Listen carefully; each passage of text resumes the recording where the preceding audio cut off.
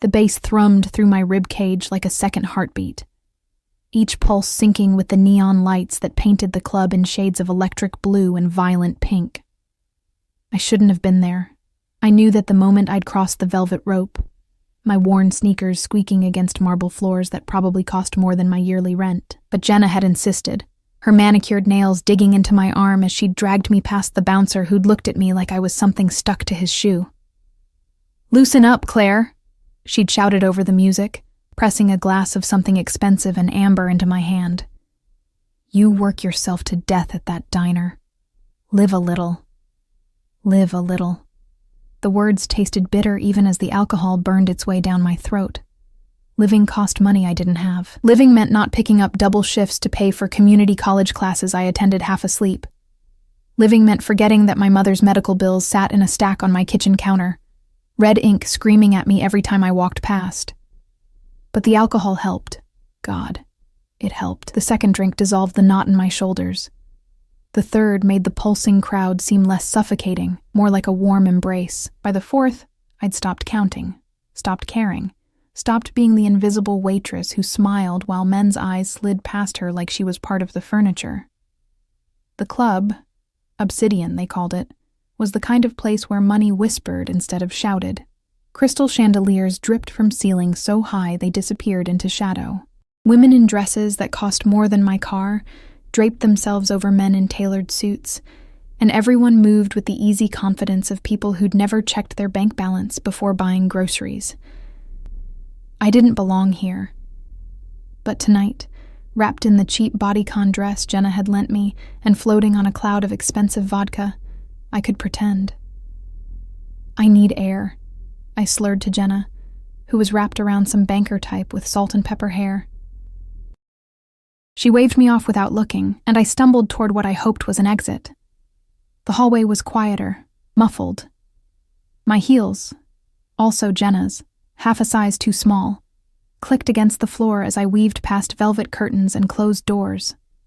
The walls here were deep burgundy, the lighting low and amber. It smelled different, too, not the cloying mix of perfume and sweat from the dance floor, but something cleaner. Expensive. Like cedar and something sharp I couldn't name. I pushed through a door, expecting to find a balcony or a fire escape. Instead, I stumbled into a private lounge. The room fell silent. 3 men in dark suits turned to look at me, their conversations dying mid-sentence. They stood near a bar made of black marble, glasses of whiskey catching the light. But they weren't what made my alcohol-soaked brain suddenly snap to attention.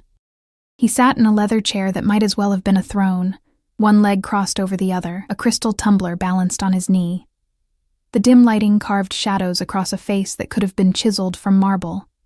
Sharp jawline, high cheekbones, a mouth set in a line that suggested he rarely smiled, but it was his eyes that stopped me cold. Dark, almost black, they fixed on me with an intensity that made my skin prickle with something between fear and recognition. He wore all black. Black suit, black shirt with the top 2 buttons undone, black tie loosened just enough to seem deliberate. Even in my drunken haze, I could see the quality, the way the fabric fell, the subtle sheen of silk, the watch on his wrist that probably cost more than my mother's entire medical debt. Everything about him screamed danger, power, control. And I, drunk and stupid and so tired of being invisible, giggled. "Oops," I said, my voice too loud in the sudden quiet. "Wrong door." I should have left. Should have backed out immediately and found Jenna and gone home. But the alcohol had other ideas, and my traitorous feet carried me further into the room instead of out of it. "Nice setup," I said, gesturing vaguely at the opulent space. Very broody. Very bad boy in a leather jacket vibes, except with really expensive whiskey. One of the men, built like a tank, with a scar running down his cheek, took a step toward me. But the man in the chair raised one hand, barely a movement, and Tank Man froze. "Bad boy?" His voice was low, almost amused. It rolled over me like smoke, cultured and controlled with just a hint of something foreign in the vowels. "European, maybe. Is that what you think?" I should have heard the warning in his tone. Should have recognized the way the other men tensed.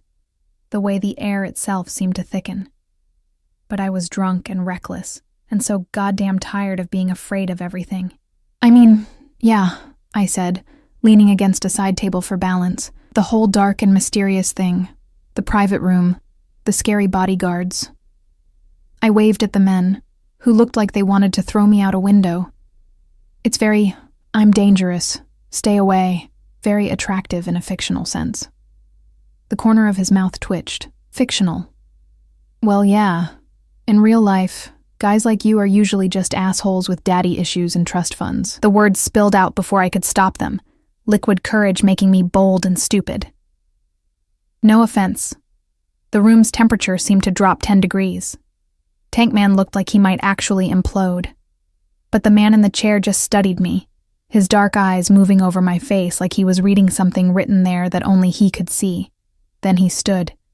He moved like water, fluid and deliberate, and suddenly I realized how tall he was. 6'3", maybe 6'4". The suit did nothing to hide the breadth of his shoulders, the lean strength in the way he carried himself.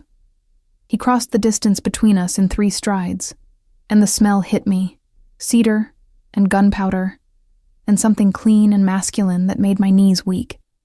"You're drunk," he said. It wasn't a question. Very observant, I looked up at him, my neck craning back. This close, I could see details. A thin scar through his left eyebrow, a tiny nick on his jaw from shaving, the way his pupils dilated slightly as he looked down at me. "And you're judgy. We all have our flaws. Judgy," he repeated, like he was tasting the word. Then so fast I didn't see it coming, his hand came up and gripped my chin. Not hard, not bruising, but firm enough that I couldn't look away. His thumb pressed against my lower lip, and I felt that touch everywhere, a spark that traveled down my spine and pooled low in my belly. "Let me clarify something," he said, his voice dropping to barely above a whisper. His face was inches from mine now, close enough that I could feel his breath against my skin. "I'm not a bad boy. Bad boys are children playing at rebellion, looking for attention." His grip tightened just slightly, his eyes boring into mine. "I'm something much worse." My heart slammed against my ribs. The alcohol haze was burning off fast, replaced by a clarity that made everything sharp and bright and terrifying. This wasn't a game. This wasn't some rich playboy at a club. The danger I'd sensed wasn't aesthetic. It was real, thrumming in the air between us like a live wire. My voice came out breathy, small. "I should go." "Yes," he agreed, but he didn't let go. His thumb traced my lower lip once, a touch so intimate and possessive that my breath caught. "You should." Then he released me, stepping back with the same fluid grace. He pulled a phone from his pocket, one of 3 I could see clipped to his belt, and said something low in a language I didn't recognize. One of the other men appeared at my elbow. Not Tankman, but someone younger, with kind eyes that didn't match the hardness of his jaw. "Marco will escort you to your friend," the man said, returning to his chair like I'd already ceased to exist. But just as I turned to leave, dizzy and confused, and feeling like I'd just survived something I didn't understand, his voice stopped me. "What's your name?" I shouldn't have answered. Every self-preservation instinct I had was screaming at me to run. But I turned back, and those dark eyes caught mine again, and I heard myself say, "Claire. Claire Morrison." He smiled then. It was a terrible smile, beautiful and cold and full of promise. "Claire Morrison," he repeated, like he was memorizing it. "Go home, Claire, sleep this off, and pray we don't meet again." The words felt like a curse and a blessing all at once. Marco, polite, silent Marco, guided me back through the maze of hallways, his hand barely touching my elbow, but somehow managing to keep me upright. Jenna was still on the dance floor, and I let Marco deposit me beside her before he disappeared like smoke. "Where did you go?" Jenna shouted, but her words were already fading, drowned out by the sudden rushing in my ears. I touched my lip where his thumb had been, and it burned. Somewhere behind me, in a room I'd stumbled into by accident, a man I didn't know now knew my name, and something in his smile told me that accident was about to become the worst mistake of my life. Or maybe, something whispered in the back of my mind. The beginning of something I wouldn't survive intact. The music pulsed, the lights flashed, and I felt his eyes on me even though I couldn't see him, watching, claiming, deciding my fate with the same calm control he'd used to touch my face. I should have run, but something told me it was already too late. I woke up to sunlight stabbing through my blinds like an accusation, and a headache that felt like my brain was trying to escape through my skull. The dress, Jenna's dress, was tangled around my waist, and my mouth tasted like I'd gargled with ashtray water. For a blessed few seconds, I didn't remember. Then it hit me. The club, the private room. Him, oh God. I whispered to my empty apartment, pressing my palms against my eyes. Oh God, oh God, oh God. What had I done? I'd walked into a private room in the most exclusive club in the city, insulted someone who was clearly important, and then, my stomach churned, I'd let him touch my face like he owned me. And the worst part, the part that made shame crawl up my throat, was that I'd liked it. My phone buzzed. 12 missed calls from Jenna and a text. Girl, where did you go? That guy who walked you back to me was hot. Details now. I typed back a quick lie about getting sick and calling an Uber, then dragged myself to the shower. The hot water did nothing to wash away the memory of his eyes, dark and knowing, or the way his voice had wrapped around my name like a promise. Pray we don't meet again. Fine by me. I never wanted to see that place or that man again.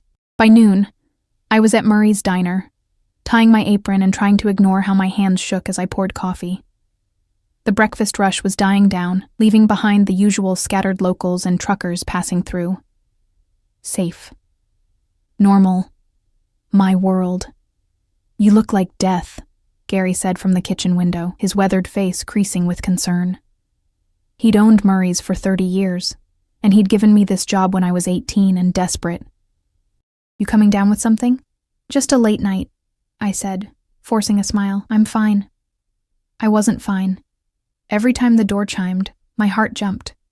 Every time I saw a black car pass by the window, my stomach clenched. It was ridiculous. Men like him didn't come to places like this. They lived in a different stratosphere, one I'd briefly touched before gravity yanked me back down to earth. By 3 o'clock, I'd almost convinced myself I was being paranoid. Then the door chimed, and everything stopped. 3 men walked in first. They weren't dressed for Murray's diner. Expensive suits, sharp eyes, the kind of coiled alertness that said they were always looking for threats. One of them was Tank Man from last night, the scar on his face catching the fluorescent light. They scanned the room with military precision, and when their eyes landed on me, I saw recognition. My coffee pot slipped, splashing hot liquid across the counter. Shit, I hissed, grabbing a rag, my hands shaking so badly I could barely clean it up. Then he walked in. In the harsh light of day, in my diner with its cracked vinyl booths and faded linoleum, he looked even more out of place. The suit today was charcoal gray, perfectly tailored, with a black shirt underneath that probably cost more than my car. His hair was dark, pushed back from his face, and in the sunlight streaming through the windows, I could see hints of silver at his temples. He saw me immediately. Those dark eyes found mine across the diner, and a slow smile curved his mouth. The same terrible smile from last night. Every customer in the diner went quiet. Even Gary stopped clattering dishes. He walked toward me, his men flanking him, and I felt like prey watching a predator approach. My back hit the counter, and I realized I'd been backing away without meaning to. "Hello, Claire," he said, his voice carrying in the sudden silence. "We need to talk. I'm working." My voice came out thin, reedy. "You need to leave." "No." He pulled out a chair at the counter, my counter, where I'd served coffee to Mrs. Henderson every Tuesday for 4 years, and sat like he owned the place. Coffee. Black. His men positioned themselves by the door and the windows. Not threatening exactly, but making it very clear that no one was leaving until he decided they could. Gary emerged from the kitchen, his face pale. "Sir, I don't want any trouble." "There won't be any." The man didn't even look at him, his eyes fixed on me. "As long as Claire cooperates." My hand shook as I poured coffee, sloshing it into a mug. I set it in front of him too hard, liquid sloshing over the rim, and he smiled like I'd done something adorable. "Sit," he said, gesturing to the stool beside him. "I'm working," I repeated. "Gary." He finally looked away from me, toward my boss. "Give Claire the rest of the day off, paid, of course." He pulled out a wallet, black leather, thick with cards and cash, and dropped several $100 bills on the counter. "For your trouble." Gary looked at the money, then at me, then at the men blocking his exit. "Claire, honey, why don't you take your break?" Betrayal stung, but I couldn't blame him. Gary had a wife, grandkids. He wasn't going to risk them for me. I untied my apron with numb fingers and sat, leaving as much space between us as possible. "What do you want?" "Several things." He took a sip of coffee, and somehow made even that look elegant. "First, your full name, Claire Morrison, but Morrison from marriage or birth?" "Why does it matter?" "Answer the question." The command in his voice made me bristle. "Birth. I've never been married. Now leave me alone." "Second." He ignored my demand entirely. "Your address, your mother's current location, your class schedule at community college, and your work schedule here and at the dry cleaners on 5th Street. Ice flooded my veins. "How do you—" "I know everything about you, Claire."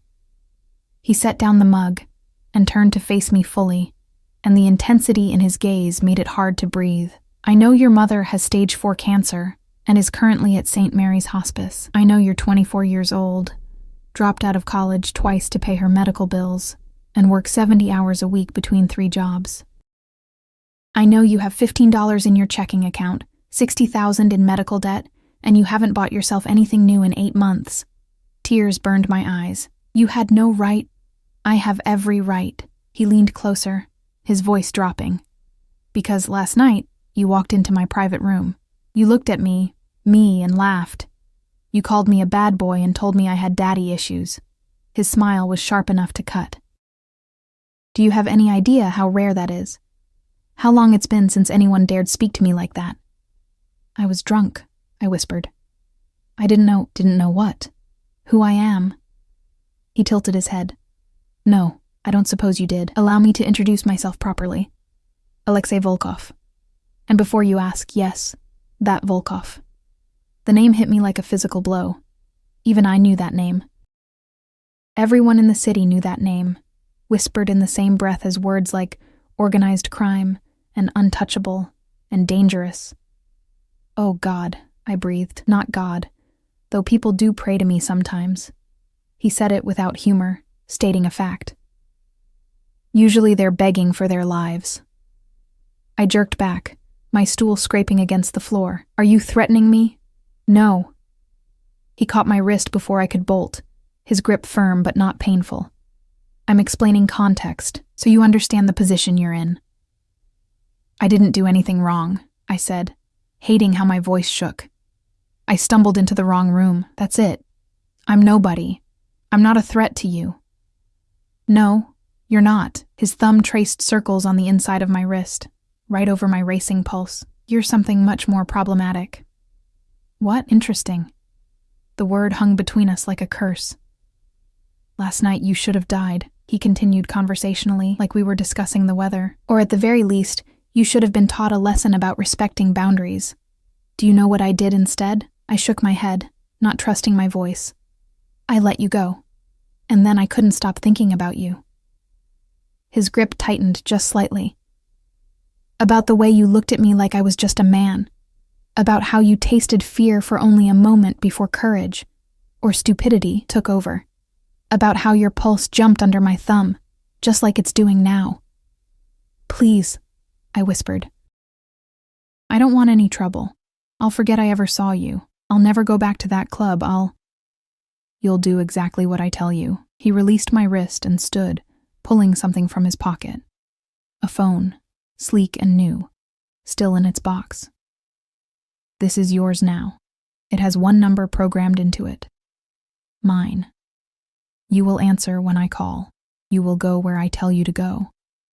And in return, I will take care of your problems." He pulled out another piece of paper, A check, I realized, my vision blurring as I saw the amount, $60,000, the exact amount of my mother's medical debt. No, I said, shoving it back at him. No, I don't want your money. I don't want anything from you. It's not a request, Claire. He placed the check on the counter, then the phone beside it. Your mother will be transferred to a private facility today. The best oncologists, experimental treatments, whatever she needs. Your debt will be cleared. You'll quit your jobs. All of them. And you will be available when I need you. Need me for what? Horror was crawling up my spine. Ugly scenarios playing through my mind. He leaned down, his mouth close to my ear, and I could feel the heat of him, smell that cedar and gunpowder scent. That's the question, isn't it? I haven't decided yet, but you intrigue me, Claire Morrison. And I always acquire things that intrigue me. I'm not a thing, I bit out, finding a spark of anger through the fear. No. He straightened, and something flickered in his eyes. Approval, maybe, or amusement. You're not. Which is why this will be so much more interesting than I anticipated. He started toward the door, his men falling into formation around him. But he paused at the threshold, looking back over his shoulder. Oh, and Claire, don't try to run. I have people everywhere. Your apartment, your mother's hospice, even here. He smiled that terrible smile again. You're mine now. The sooner you accept that, the easier this will be. Then he was gone, sliding into a black SUV with tinted windows that had been idling outside. The vehicle pulled away, and slowly, the diner came back to life. Customers whispering, Gary's face pale as he stared at the money still on the counter. I looked down at the check and the phone, my hands shaking so hard I had to grip the counter to stay upright. $60,000. My mother's life, spelled out in ink and numbers, and all it would cost me was my freedom. I picked up the phone with numb fingers and saw a text already waiting.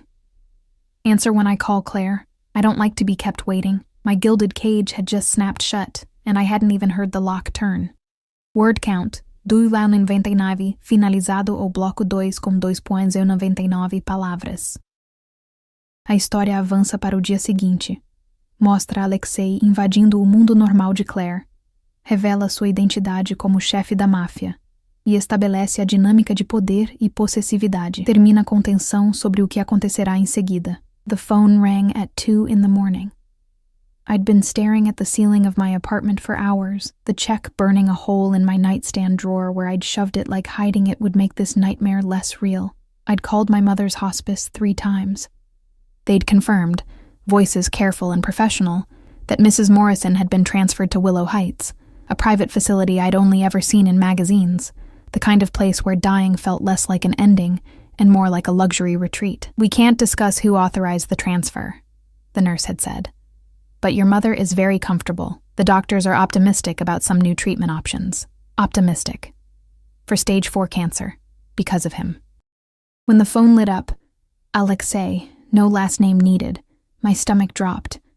I let it ring twice before answering. Hello? Did I wake you? His voice was smooth, unhurried, like calling in the middle of the night was perfectly normal. Yes, I lied. Another lie, Claire. I can practically hear you thinking from here. There was a smile in his voice. Get dressed. Something nice. A car will be there in 20 minutes. It's 2 a.m, I said, sitting up. I'm not going anywhere. Yes, you are. Unless you'd prefer I come up and dress you myself. I'm parked outside your building right now, and I'm not a patient man. I scrambled to the window, yanking back the curtain. Sure enough, the black SUV idled at the curb, windows dark, exhaust puffing into the cold night air. My skin crawled with the knowledge that he could see my window, probably knew exactly which apartment was mine, had probably known for days before ever walking into the diner. Why? My voice cracked. What do you want? I want you to get dressed, Claire. The clock is ticking. He hung up. I stood there, frozen, clutching the phone. I could refuse, could lock my door, call the police, tell them I was being harassed by Alexei Volkov. And then what? The police couldn't touch him. Everyone knew that. And my mother would be transferred back to county hospice, back to dying slowly in a shared room with flickering lights and overwhelmed nurses, back to me working myself to death for treatments that only bought her weeks instead of months. 18 minutes later, I was in the back of the SUV. I'd chosen the only nice thing I owned, a simple black dress I'd bought for my high school graduation and had worn to every funeral and interview since. It was slightly too big now, hanging off shoulders that had gotten bonier over the past year. I'd tried with makeup, but my hands had shaken too badly, so I'd settled for mascara and lip gloss. The driver, not Marco, someone new with dead eyes and scarred knuckles, said nothing as we drove through the empty city streets. We headed away from downtown, toward the waterfront, where old warehouses had been converted into expensive lofts and exclusive restaurants. We stopped in front of a building with no sign, just a number in brass. The driver opened my door, and I stepped out into the cold, wrapping my thin coat tighter. "Top floor," he said. His first and only words to me. The elevator was all mirrors and soft lighting.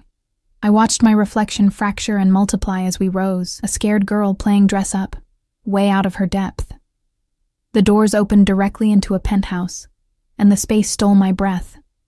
Floor-to-ceiling windows overlooked the harbor, the city lights reflecting off black water like fallen stars. The furniture was all clean lines and expensive leather, art on the walls that I suspected was original, not prints. A fireplace crackled with real flames, and the whole space smelled like him, cedar and smoke and money. Alexei stood by the windows, hands in his pockets, silhouetted against the city. He'd changed since this afternoon, black slacks and a white shirt with the sleeves rolled up, exposing forearms corded with muscle and marked with scars that looked like they had stories I didn't want to know. "You came," he said without turning around. Did I have a choice? No. He turned then, and even from across the room, his eyes found mine with that unsettling intensity. But I appreciate the illusion of cooperation.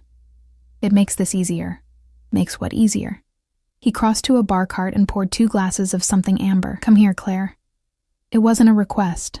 I forced my feet to move, crossing the expanse of hardwood until I stood close enough to take the glass he offered.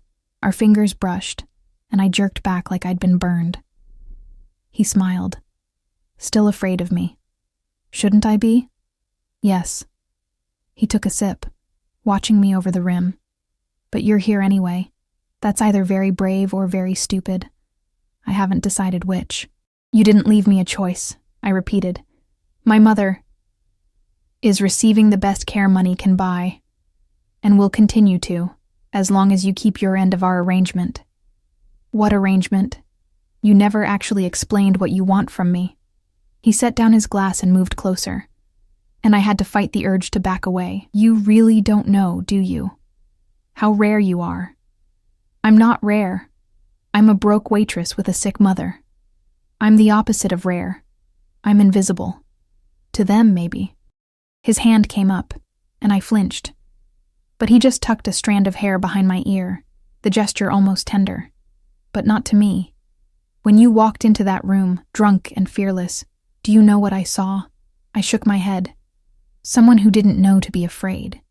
Who looked at me like I was just a man, not Alexei Volkov, not the Pakhan, not someone to bow and scrape to. Just a man. His thumb traced my cheekbone. Do you understand how intoxicating that is? How dangerous? I don't understand any of this, I whispered. Why me? There are thousands of women in this city who would throw themselves at you. Beautiful women, educated women, who would see my money and power first, who would calculate angles and benefits before they even learned my name. His grip tightened just slightly. You didn't even know who I was. And when you found out, you were terrified, yes, but you still had fire in your eyes. Still told me no. And that's attractive to you? Someone saying no? It's novel. His mouth curved. Everyone says yes to me, Claire. Everyone. They say yes because they're paid to, or because they're afraid to do otherwise, or because they want something from me. But you? He leaned down until his forehead almost touched mine. You said no because you meant it. And I find I want to know what it takes to make you say yes. My heart hammered against my ribs. This is insane. You don't even know me. I know you work 3 jobs to pay for a mother who's dying anyway. I know you sacrifice everything for people who wouldn't do the same for you. I know you're loyal to a fault, brave when you shouldn't be, and so goddamn stubborn you'd rather drown than ask for help. His eyes searched mine. I know you better than you think. Knowing facts about me isn't the same as knowing me. No, he agreed, which is why you're here, so I can learn the rest. He stepped back and I could breathe again. He gestured to a dining table I hadn't noticed, set with white linens and covered dishes. Sit. Eat. You've lost weight you can't afford to lose. I'm not hungry. Sit anyway. I found myself obeying, hating how easily I'd fallen into the pattern. He sat across from me, and one of his men, I hadn't even seen him arrive, appeared to serve the food. Lobster, steak, vegetables that probably cost more than my weekly grocery budget. It smelled incredible, and my traitorous stomach growled. Eat! Alexei commanded again, his eyes never leaving my face. I picked up my fork. The food was perfect, melt in your mouth tender, but it tasted like ash. How long? I finally asked. How long what? How long do I have to do this? Play whatever game this is? He considered the question, cutting his steak with precise movements. That depends entirely on you, on whether I give you what you want, on whether you stop fighting the inevitable. He set down his silverware and leaned back, studying me. You think this is temporary, that eventually I'll lose interest and let you go back to your little life. But here's the truth, Claire. I don't lose interest. When I decide I want something, I keep it. I'm not a possession. Aren't you? He tilted his head. I own your mother's life. I own your apartment. Yes. I bought your building this afternoon. I own your debt, your future. Every breath you take from this moment forward, you can fight it. Make this difficult for both of us, or you can accept it and let me take care of you. Tears burned my eyes. This isn't taking care of me. This is ownership. Yes. No apology, no shame. But I take care of what's mine, Claire. Your mother will live longer and more comfortably than she ever would have otherwise. You'll never work another double shift, never check your bank account in fear, never go to bed hungry. All you have to do is stop fighting me. And if I can't? Something dangerous flickered in his eyes. Then I'll break you down until you can, but I'd rather not. I like your fire. I just need to redirect it. He stood and offered his hand. Come. I want to show you something. Every instinct screamed at me to refuse. But I took his hand, warm, calloused, surprisingly gentle, and let him lead me to the windows. Look, he said, standing behind me, his chest against my back. What do you see? The city. My city. His arms came around me, caging me in, his chin resting on top of my head. Every light down there represents something I control. Businesses, politicians, police. I built an empire from nothing, Claire, clawed my way up from streets that would have killed a weaker man, and now I stand here, and the city bends to my will. Then why do you need me? My voice was small, defeated. You have everything. Not everything. His arms tightened. I have power, money, respect, but I don't have something soft to come home to. Something pure that hasn't been corrupted by my world. Something that looks at me and sees a man, not a monster. But you are a monster, I whispered. He laughed, and I felt it rumble through his chest. Yes. But monsters need something to protect, don't they? Something to fight for beyond territory and money. And you, Claire Morrison, with your selfless heart and stubborn pride, you'll be mine to protect. I don't want to be protected. I want to be free. Same thing with me. His lips brushed my temple. In my world, freedom without protection is just a pretty word for dead. You'll understand eventually. We stood there, wrapped in darkness and city lights, and I felt the cage close tighter. He was warm against my back, solid and real, and I hated how a tiny part of me, a part I didn't want to acknowledge, felt safe despite everything. Take me home, I said finally. This is your home now. Alexei. But, he interrupted, I'm not unreasonable. You can go back to your apartment tonight. Collect your things tomorrow. By tomorrow night, you'll move here. No. His hand caught my chin, turning my face toward him. Yes, Claire. Stop saying no when we both know it's inevitable. He kissed me. It wasn't gentle. It was claiming, possessive, his mouth demanding submission even as I tried to pull away. But his arm was iron around my waist, and his other hand buried in my hair, holding me exactly where he wanted me. And God help me, after a moment of resistance, my body betrayed me. softening, melting, kissing him back with a desperate hunger I didn't know I possessed. When he finally pulled away, we were both breathing hard, and his eyes were black with want. "Tomorrow night," he said again. "Don't make me come get you." The driver took me home in silence, and I sat in the back seat with my lips still burning, tasting cedar and smoke and my own surrender. I didn't sleep. How could I? With the taste of him still on my lips, and the weight of his ultimatum pressing down on my chest like a stone. I sat on my threadbare couch as dawn broke through my window, painting my tiny apartment in shades of gray and gold, and tried to figure out how my life had derailed so completely in 48 hours. My phone, his phone, sat on the coffee table, silent and accusatory. I'd stared at it for hours, imagining throwing it out the window, smashing it, making some grand gesture of defiance. But my mother's face kept appearing in my mind, the way she'd looked last month, gray and hollow, her hand so thin in mine. And then yesterday, when I'd finally worked up the courage to visit Willow Heights, the private room with the view, the attentive nurses, the way she'd smiled without pain for the first time in months. "They say I might have more time," she'd whispered, squeezing my hand. "Real time, Claire. Maybe even a year. How did you manage this?" I'd lied. Said I'd gotten a better job, a benefactor, anything but the truth. That I'd been bought. That her life had been purchased with my freedom by a man whose touch still burned on my skin. At 9 a.m., there was a knock at my door. I opened it to find Marco, kind-eyed Marco from the club, holding garment bags and boxes. Behind him, 2 other men carried suitcases. "Mr. Volkov thought you might need help packing," Marco said, his voice carefully neutral. "And he sent some things for you." "I haven't agreed to move," I said, but my protest sounded weak even to my ears. Marco's expression turned sympathetic. "Miss Morrison, I've worked for Mr. Volkov for 8 years. In that time, I've never seen him change his mind once it's made up. You can make this easy or hard, but the outcome will be the same." I let them in because what choice did I have? They were professional, efficient, packing up my meager belongings with more care than they deserved. Meanwhile, I opened the garment bags with shaking hands. Dresses, designer dresses in my exact size. How did he know my size? In rich fabrics and jewel tones. Shoes that looked like art. Lingerie that made me flush just looking at it. Delicate lace and silk in blacks and creams and deep burgundy. "He has excellent taste," Marco offered, seeing my expression. "He has control issues," I corrected. Marco almost smiled. That too. By noon, my entire life was packed into 6 boxes. 6 boxes to show for 24 years of existence. The apartment I'd lived in for 3 years was empty, echoing, already feeling like it belonged to someone else. "The lease has been terminated," Marco informed me.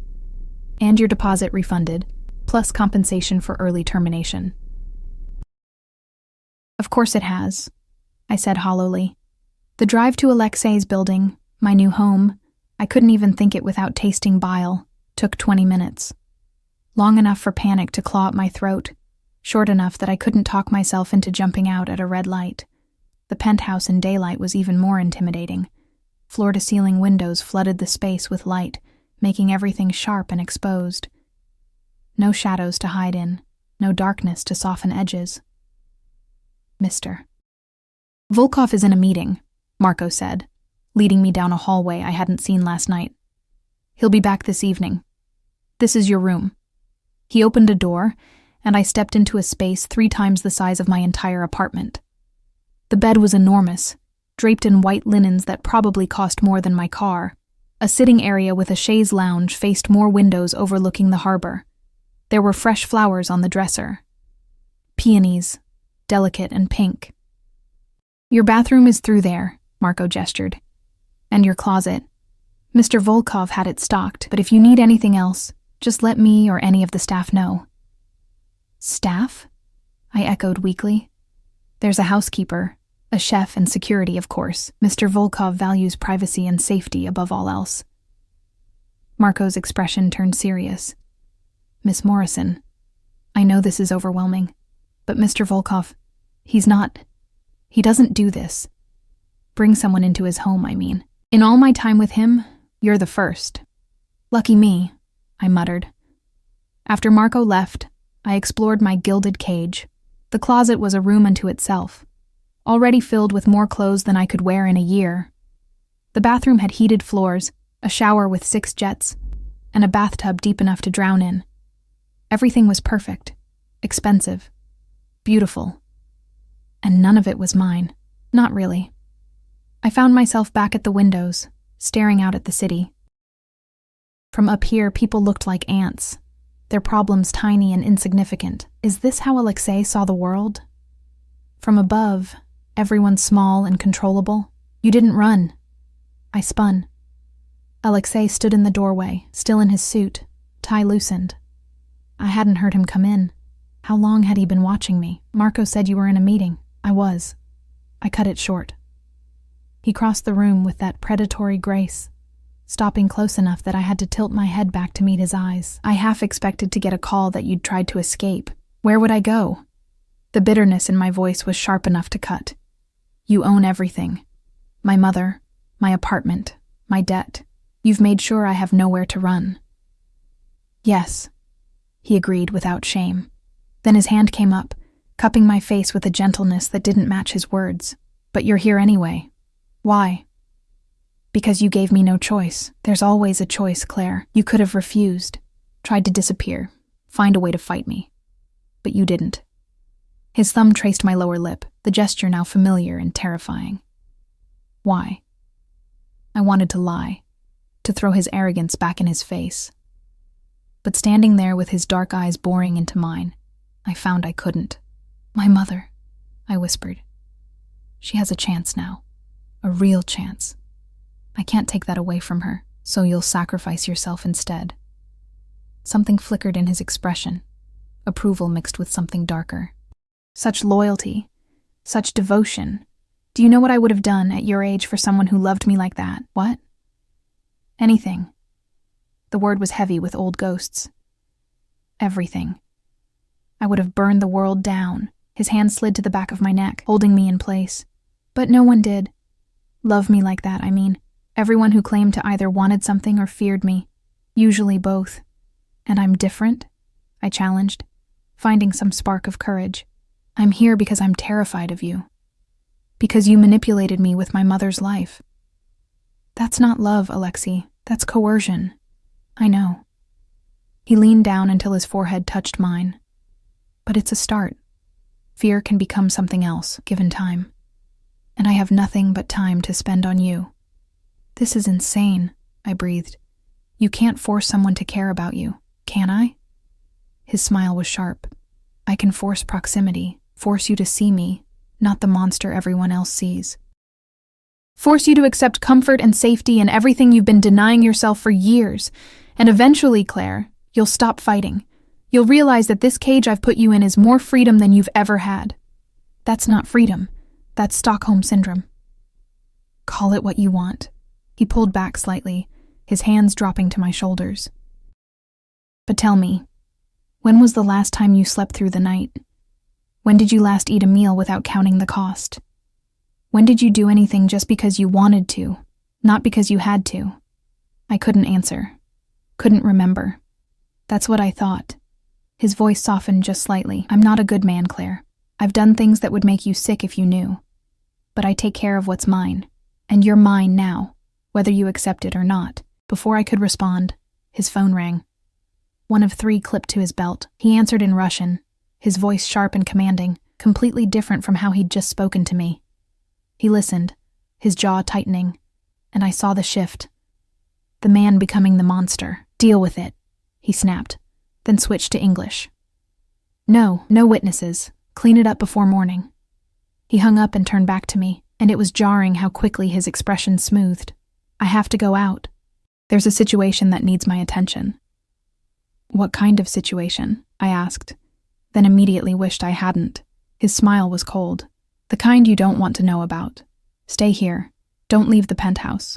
Marco will be outside if you need anything. So I'm a prisoner. You're protected, he corrected. There are people who would hurt you to get to me. Until I've made it clear you're untouchable. You don't leave without me or my security. He started toward the door, then paused, looking back. Oh, and Claire, there's a dress in your closet. Black, long.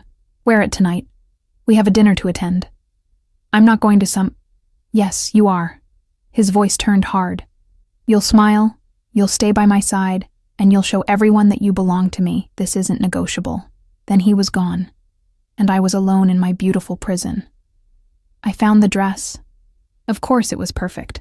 A black silk gown that would cling to every curve, elegant and sophisticated, and completely unlike anything I'd ever worn. There was jewelry, too, in a box on the dresser, a necklace of diamonds that probably cost more than my mother's house.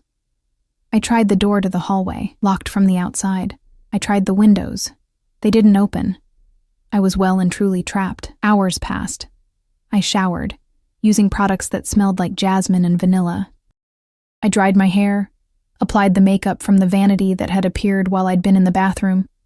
I put on the dress, the jewelry, the heels that made my legs look miles long. When I looked in the mirror, I didn't recognize myself. This woman was elegant, expensive, someone who belonged in Alexei's world. Not Claire Morrison, the waitress who'd lived on ramen and hope. When Alexei returned at 7, blood on his cuff that he'd tried to wash off, he stopped dead at the sight of me. Bože moi, he breathed. You're stunning. I'm dressed up like a doll, I corrected. My doll. He crossed to me, taking my hand and spinning me slowly. Mine to dress, mine to protect, mine to show off. His eyes were hot, possessive. Every man at that dinner will want you, and every one of them will know they can't have you, that you're mine. He kissed me then, hard and claiming, tasting like whiskey and danger. And when he pulled back, leaving me breathless and flushed, he smiled. Let's go show them who you belong to. The car ride was silent, Alexei's hand possessive on my thigh. We pulled up to a restaurant I'd seen featured in magazines, Luminance, where reservations took months and entrees cost hundreds. But we didn't go to the main entrance. We were led through a private door, up an elevator, into a room where danger wore expensive suits and women glittered with jewels and secrets. Alexei's hand found the small of my back, guiding me into the lion's den. Gentlemen, he announced, his voice carrying, I'd like you to meet Claire, my Claire. And just like that, I became property in front of an audience. The dinner was a blur of faces and false smiles, of men whose eyes lingered too long and women whose gazes were pure calculation. Alexei kept me close, his hand always touching me, my back, my hand, my knee under the table, claiming me over and over with casual possessiveness. So tell me, Claire, one man said, Dmitri, someone important in Alexei's organization, how did you capture our Pakon's attention? He's famously unattached. I called him a bad boy, I said before I could stop myself. The table went silent. Then Alexei laughed, a real laugh, warm and surprised, and pulled me closer. And I told her she had no idea, he finished, kissing my temple. But she's learning. The message was clear. I was his, untouchable, under his protection and his control. And as the night wore on, I felt myself slipping further into the role, smiling at his side, accepting his touches, playing the part of the willing captive. Because what choice did I have? When we finally returned to the penthouse, I was exhausted, emotionally, physically, completely drained. You did well tonight, Alexei said, removing his jacket. They'll think twice before approaching you now. Is that what this was? Marking territory? Yes. He turned to face me, starting to loosen his tie. In my world, showing weakness gets you killed. You're my weakness now, Claire, so I have to make you my strength instead. Make it clear that touching you means war. I never asked to be your weakness. No. You just stumbled into my room, drunk and beautiful, and completely unaware of what you were starting. He crossed to me, backing me up until my legs hit the bed, but here we are. And now we both have to live with the consequences. His hand cupped my face, and I saw something in his eyes, want mixed with something softer, more dangerous. Tell me to stop, he whispered, his thumb tracing my lower lip. Tell me you don't feel this thing between us, and I'll walk away. Sleep in another room. Give you space. I should have said it. Should have told him to leave, to give me time. Anything to slow this freight train we were on. But I couldn't. Because despite everything, the fear, the coercion, the cage he'd locked me in, I did feel it. That pull, electric and terrifying, that made my skin burn where he touched me. So I said nothing, and Alexei smiled like I'd just given him the world. He kissed me like he was claiming something he'd already owned, his mouth demanding and sure. My hands fisted in his shirt, torn between pushing him away and pulling him closer, and my body made the choice for me, arching into him, surrendering to the heat that had been building between us since that first night in the club. Claire. He breathed against my lips, and hearing my name in his voice like that, reverent, desperate, undid something in me. We fell onto the bed in a tangle of silk and desperation, and for those hours, I let myself forget. Forget the cage. Forget the coercion. Forget everything except the way he touched me like I was something precious and breakable and his. When I woke in the early morning light, wrapped in Egyptian cotton sheets in Alexei's arms, reality came crashing back. What had I done? I'd slept with my captor, let him touch me, claim me, mark me as his in the most fundamental way, and God help me, I'd wanted it, had begged for it, my voice breaking on his name as he'd taken me apart piece by piece. "Stop thinking so loud," Alexei murmured, his voice rough with sleep. His arm tightened around my waist, pulling me back against his chest. "I can hear your regret from here. I should regret it," I whispered. "But you don't. Not really." His lips found the curve of my shoulder, gentle. "You're angry that you don't regret it. That's different." He was right, and I hated him for it. "What happens now?" I asked. "Now?" He rolled me to face him, and in the soft morning light, he looked younger, less dangerous, almost human. "Now you stop fighting the inevitable. Accept that you're mine. Let me take care of you the way you deserve. By keeping me prisoner, by keeping you safe." His hand traced down my spine. "There are things happening, Claire. Movements in my organization, challenges to my authority. Having you here, making it clear you're under my protection. It's not just about possession. It's about keeping you alive." Fear spiked through me. "What kind of things?" "Nothing you need to worry about," but his expression had hardened, the man becoming the monster again. "I'll handle it." The next few weeks fell into a strange routine. Alexei would leave early, dealing with business I didn't want to understand.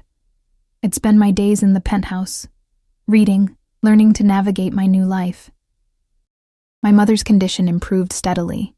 She'd gained weight, had color in her cheeks again, talked about maybe seeing next Christmas. And at night, Alexei would come home to me. We'd have dinner. Sometimes he'd cook, surprisingly domestic as he moved around the kitchen with the same precision he brought to everything. We'd talk, carefully avoiding topics like my freedom or his business. And then he'd take me to bed, and I'd let myself pretend this was normal, that I was here by choice. But the illusion shattered 3 weeks after I'd moved in. I woke to voices, angry, sharp Russian from the living room. Alexei's voice, cold with fury, and another man's, defensive and afraid. I pulled on a robe and crept to the doorway. Alexei had someone on their knees in front of him.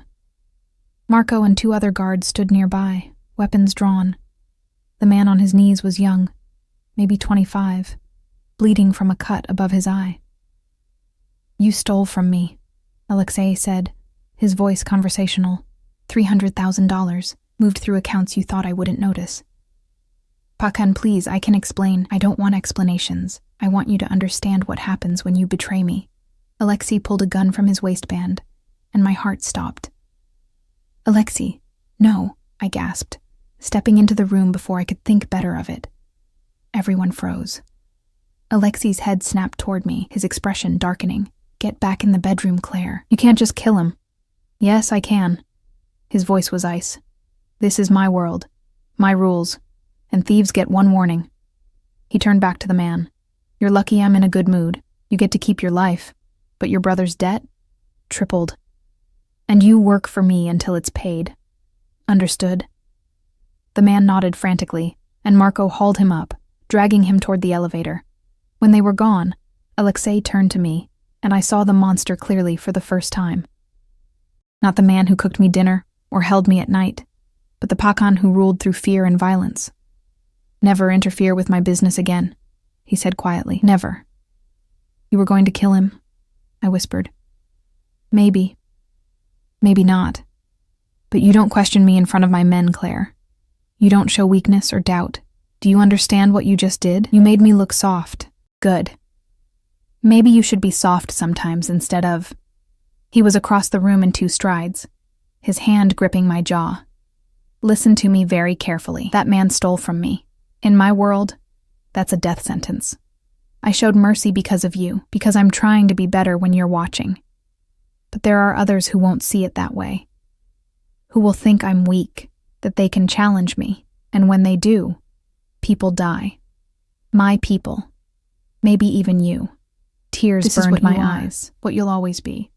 I can't do this."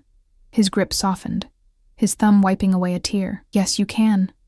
Because you're stronger than you think, and because you know I'd burn this city to ash before I let anything happen to you."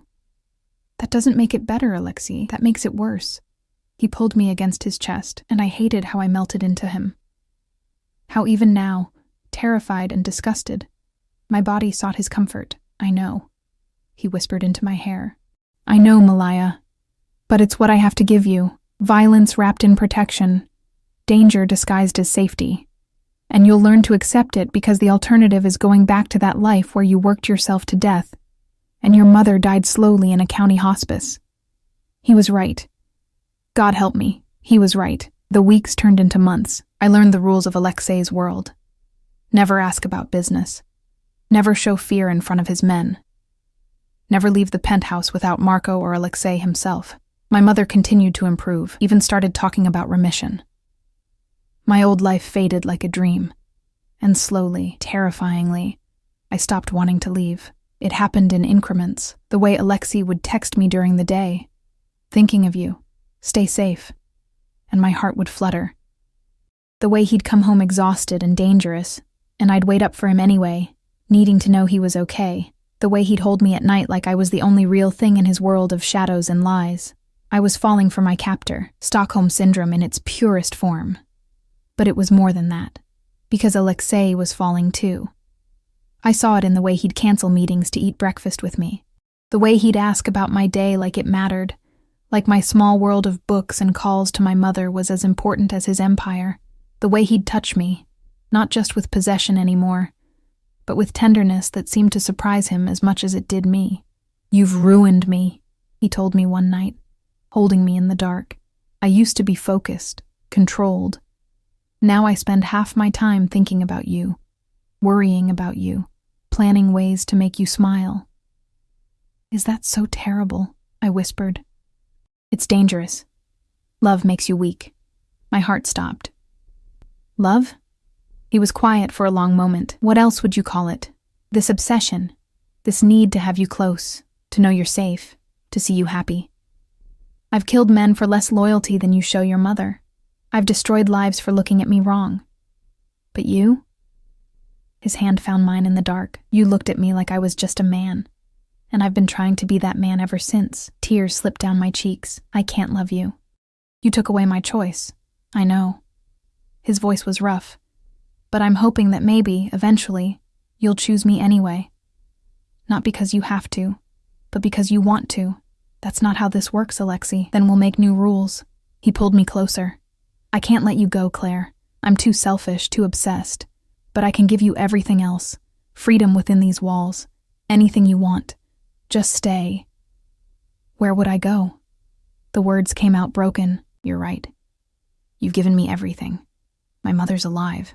I don't have to work myself to death. I sleep through the night. I'm safe. But I'm also a prisoner who's starting to love her cage.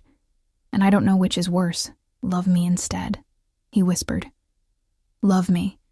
And I promise I'll spend the rest of my life making sure you never regret it." It should have been manipulation, should have been another way to control me. But in his voice, I heard the truth. The desperation of a man who'd built an empire but never had anything real. Who'd lived his whole life with people fearing or using him, never just choosing him. I'm afraid, I admitted. Good. So am I. He kissed my forehead. But we'll be afraid together. The change came 6 months after I'd moved in. Alexei came home early, his expression tight with something between anger and excitement. Pack a bag, he said. We're leaving for a week. Where? My house in the mountains. There's been chatter. Threats against me, which means threats against you. I need you somewhere secure while I deal with it. The mountain house was more fortress than home. High walls, security everywhere, isolated from everything. But it was also beautiful, all stone and wood and windows overlooking endless forest. And it was there, away from the city and his empire, that I finally saw all of Alexei. He cooked breakfast in a worn t-shirt and jeans, looking almost normal. We hiked through the woods, his hand in mine, talking about everything and nothing. He told me about his childhood in Russia, the poverty, the violence, how he'd clawed his way out. I told him about my dreams, silly things like owning a bookstore, traveling, having time to just be. I could give you that, he said. The bookstore. We could set it up in the city, staff it, whatever you want. I don't want you to buy me things, I said. I want... What? I want you to be happy without needing to control everything. I want to stay because I choose to, not because you've made it impossible to leave. I want this, I gestured between us, to be real. He stopped walking, turning to face me. It is real, Claire, the most real thing I've ever had. His hands cupped my face. You want choice? Here it is. I'm giving you one, right now. You can leave. I'll set you up somewhere safe, make sure your mother's care continues, give you money to start over. No strings, no conditions, or you can stay, and we build this thing between us into something that isn't about cages and coercion anymore. My heart hammered. You'd really let me go? It would kill me. But yes. His voice was raw. Because you're right. I can't force you to love me. And holding you prisoner isn't the same as having you choose to stay. I looked at him. This dangerous, damaged man who'd upended my life, who'd taken away my freedom and given me safety, who'd scared me and protected me and shown me what it meant to be someone's entire world. If I stay, I said slowly, things change. No more locked doors, no more guards following me everywhere. I need freedom, Alexei. Real freedom. Even if it scares you. Done. No hesitation. And you have to talk to me. About your business, about the dangers, about everything. No more protecting me by keeping me in the dark. Done. And you have to trust me. Trust that I won't run, that I'm choosing this, choosing you. His hand shook slightly against my face. That's the hardest one. But yes. Done. I took a deep breath. Then I'm staying. Not because I have to, because I want to. The kiss was different this time, not claiming or possessive, but grateful, relieved. Like he'd been holding his breath for months and could finally breathe. I love you, he said against my lips. I know I've done everything wrong, handled this all wrong, but I love you, Claire. And I'll spend the rest of my life proving I can be worthy of you choosing me. I love you too, I whispered, and felt the truth of it in my bones. God help me. I love you too. We stayed in the mountains for a week, and when we returned to the city, something had shifted. The cage was still there, his security, his need to protect me, his world of danger and violence. But the lock was gone. Alexei kept his promises. I could leave the penthouse when I wanted, go where I chose. He talked to me about his business, the threats, the challenges. And slowly, carefully, we built something real from the wreckage of how we'd started. My mother went into remission 6 months later. She cried when she saw me at Alexei's side, and later, in private, she asked, "Are you happy?" I thought about it, really thought about it. About the girl who'd stumbled drunk into a room and called a mafia boss a bad boy, about everything that had happened since. The fear and coercion and slow, terrifying fall into love with someone impossible. Yes, I said finally. I really am. Because sometimes the cage becomes home. Sometimes the monster becomes the man. And sometimes when you stop fighting the inevitable, you find that freedom isn't about leaving. It's about choosing to stay. Alexei found me by the windows that night, looking out at the city lights. "What are you thinking?" he asked, pulling me back against his chest. "That you were right," I admitted. "That night at the club when I called you a bad boy and you said I had no idea." "And now?" "Now I know. You're not a bad boy. You're dangerous and possessive and way too overprotective." I turned in his arms, looking up at him. "But you're also mine, and I'm choosing you every day, even when it's hard." His smile was brilliant, rare, real. "Every day?" "Every day," I promised. And as he kissed me, the city spreading out below us like a kingdom we ruled together, I realized that sometimes the worst mistakes become the best decisions. That sometimes the man who takes away your choice gives you back something better. A life you never knew you wanted, filled with danger and passion, and a love so fierce it could burn down the world. I'd drunkenly called the mafia boss a bad boy. He'd pulled me in and whispered that I had no idea, and he'd been right. I'd had no idea what I was starting, no idea where that moment would lead, but standing in his arms, with my mother alive, and my future bright, and my heart finally, impossibly full, I wouldn't change a single moment.